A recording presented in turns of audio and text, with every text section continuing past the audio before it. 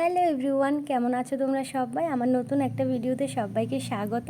আমি তো মোটামুটি ভালো আছি, তোমরা কেমন আছো বলো। আমি নতুন নতুন কোয়ার্টারে এসেছি, ভালো না থাকলে হয় বলো তো। আর আজকে তো অনেক একটা স্পেশাল দিন, কারণ বরমশাই আজকে বলেছে আমাকে ঘুরতে নিয়ে যাবে, তো সেই জন্যই আরও বেশি ভালো আছি। তো তোমরা কেমন আছো অবশ্যই কমেন্ট করে জানাবে। সকাল সকাল ঘুম থেকে উঠে বরমশাইকে ব্রেকফাস্ট করে দিয়ে আমরাও খেয়ে দিয়ে তারপর কিন্তু আবারও একটুখানি শুয়ে পড়েছিলাম, কারণ একদম ভালো লাগছিল না শরীরটা আজকে একটুখানি, তাই জন্য শুয়ে পড়েছিলাম। শুয়ে উঠে তারপর দেখো পর্দাটা খুলে দিয়েছি, আর দেখো বাইরে প্রচুর রোদ উঠেছে। বরমশাইকে টিফিনটা বানিয়ে দেওয়ার পর ও কিন্তু খেয়ে দিয়ে চলে গেছিলো, আর আমি এমনিতেই ফোন দেখতে দেখতে একটুখানি শুয়েছিলাম। কখন যে চোখটা লেগে গেছে বুঝতেই পারিনি, সেই উঠতে অনেকটা দেরি হয়ে গেছে। শরীরটাও এদিকে আজকে ভালো লাগছে না, আর এদিকে আজকে ঘুরতেও যাওয়ার প্ল্যান হয়েছে আমাদের। কি করছো বাবু? কি বানাচ্ছিলে? সিঁড়ি? ও আচ্ছা, এটা কি বানিয়েছো দেখি একবার। বাও, এটা কি হয়েছে?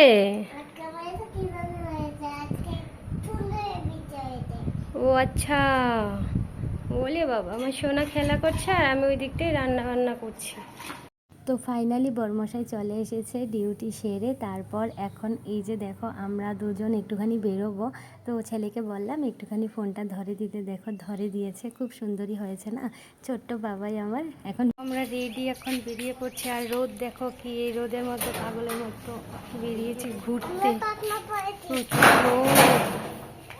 এই যে বাবা আর ছেলে যাচ্ছে আগে আগে, আমাকে ফেলেই চলে যাচ্ছে, দেখো অবস্থা। বাবার পেছন ছেলে দৌড়াবি। কোথায় রে পাপা? তুই তোকে দেখা যাচ্ছে না তো, কোথায় লুকিয়ে আছো? তুমি হেলমেট পরবে? হ্যাঁ, এই দেখো কতগুলো দাদা এসছে, খেলা করবে ওদের সঙ্গে? খেলা করবে ওদের সঙ্গে? যাবে? আমাকে নিয়ে যাবে না? আমাকে নিয়ে যাবে না? আমাকে নিয়ে যাবে না? এই যে চলে যাচ্ছ কেন, আমাকে নিয়ে যাবে না?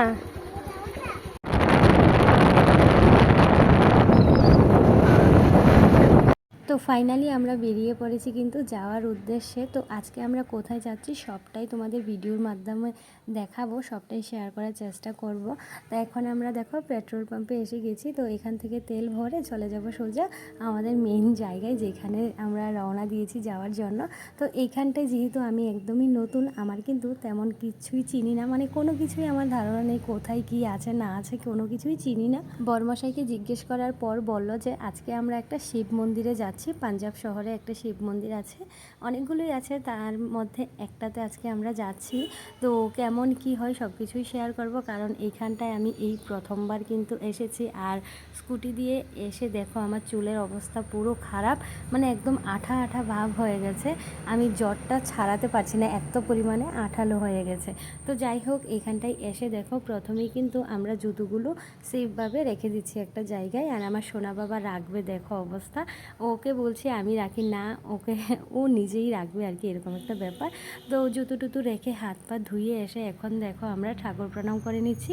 এইখানে দেখো অনেক রকমেরই কিন্তু ঠাকুর আছে, তার মধ্যে একটা ঠাকুর হচ্ছে এইখানে একটা সাপ, সাপের মধ্যে হচ্ছে শিব ঠাকুরের ফটো লাগানো, মানে শিব ঠাকুর আঁকা ছিল আর কি, ফটো না সরি। তো শিব ঠাকুর আঁকা ছিল। আর মেইন যে ঠাকুর, এই যে দেখো সবাই মানে সব ঠাকুরই মেইন, মানে স্পেশালি যে ঠাকুরকে দর্শন করতে এসেছি আমরা, এই যে দেখো শিব ঠাকুর। তো এখানে কিন্তু অনেক বড় শিব ঠাকুরটা ছিল, একটা মানুষের সমান, দেখতে পাচ্ছ তোমরা। এটার অনেক কিছু বলেছিল, আমার সঠিক মনে নেই। এই যে দেখতে পাচ্ছ দুইটা পার্টে আছে, দুইটা পার্টে দুইটা রহস্য বলেছিল। আমার সত্যি অনেক দিন পর ভিডিওটা এডিট করছি, তো প্রায় 1 বছর পর ভিডিওটা এডিট করছি।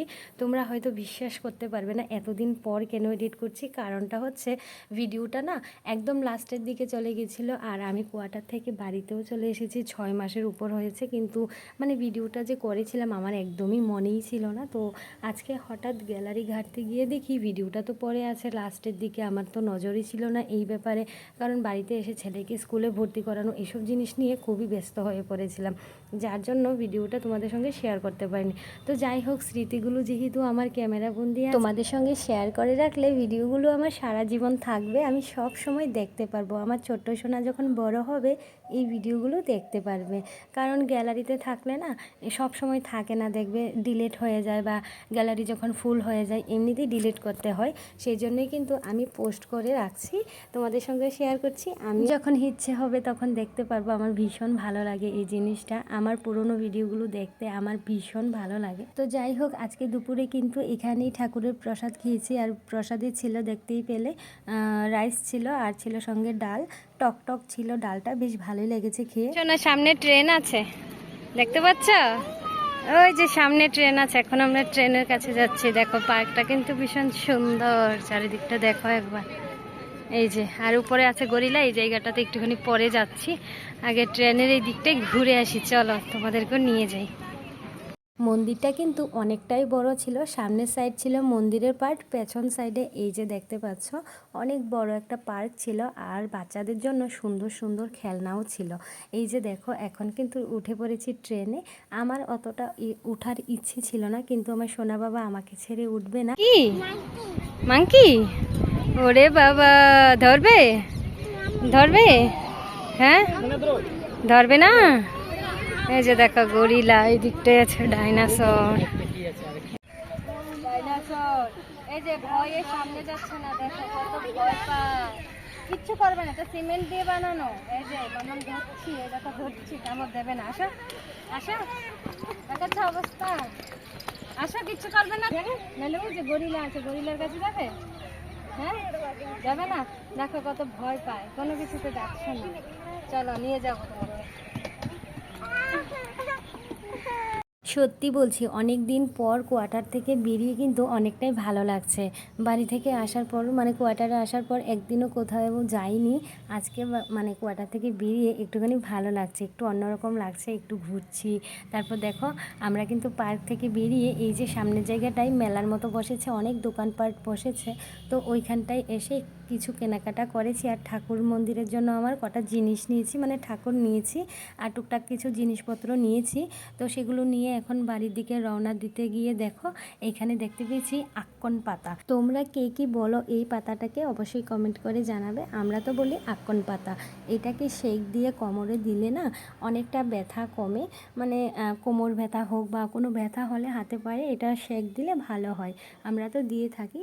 আর এইদিকে দেখো, আমরা কিন্তু বাড়িতে আসার সময় পাতাটা নিয়ে একটা দোকানে ঢুকেছিলাম, কারণ ফুচকা খাওয়ার অনেক ইচ্ছে করছিল। আর যা গরম পড়েছে, একটু টক টক করে ফুচকার জলটা বানিয়ে, মানে ফুচকা খেলে অনেকটা ভালো লাগবে, তাই কিন্তু ফুচকা কেনার জন্য দোকানে এসেছি। এসে দেখো এই যে এই মহিলাকে দেখতে পেলাম, উনি এসে খাবার খুঁজছিল। আমার আবার এসব দেখলে খুব খারাপ লাগে, তো ওনাকে কিনে দিয়েছিলাম মুড়ি আর হচ্ছে রুটি কিনতে চাইছিল, তো ওনাকে এগুলো কিনে দিয়েছিলাম। আর খুব আশীর্বাদ করছিল, জানো তো, বলছিল তোমরা অনেক ভালো থাকো, সুখে থাকো, অনেক কিছু আশীর্বাদ করছিল।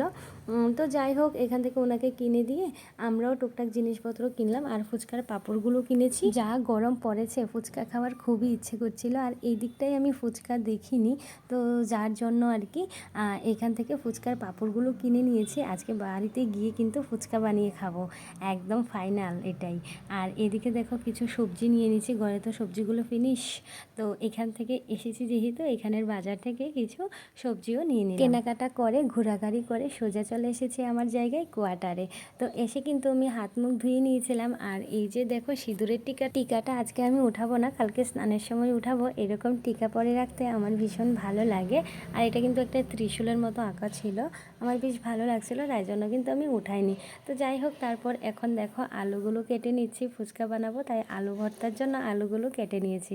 4টা আলু নিয়েছিলাম, একটা আলু খারাপ পড়েছে, গ্রিন কালার হয়েছিল, তো ওইটা ফেলে দিয়েছি। আর বাকি দেখো 3টা দিয়ে আমি কিন্তু আলু ভর্তাটা মাখাবো। আর এখন দেখো ইয়াম্মি ইয়াম্মি টক জল বানিয়ে নিচ্ছে। আমার কিন্তু এখন ভিডিওটা এডিট করতে গিয়েও মুখে জল চলে আসছে, এত পরিমাণে পছন্দ করি ফুচকা খেতে। আমার মতো কে কে ফুচকা খেতে পছন্দ করো অবশ্যই কিন্তু কমেন্ট করে জানাবে। আর আসার সময় কিন্তু ফুচকার পাঁপড়ের সঙ্গে জলজিরাও নিয়ে এসেছিলাম, জলজিরা দিয়েছি, খেতে কিন্তু আরও ভালো হয়েছিল ফুচকার টক জলটা।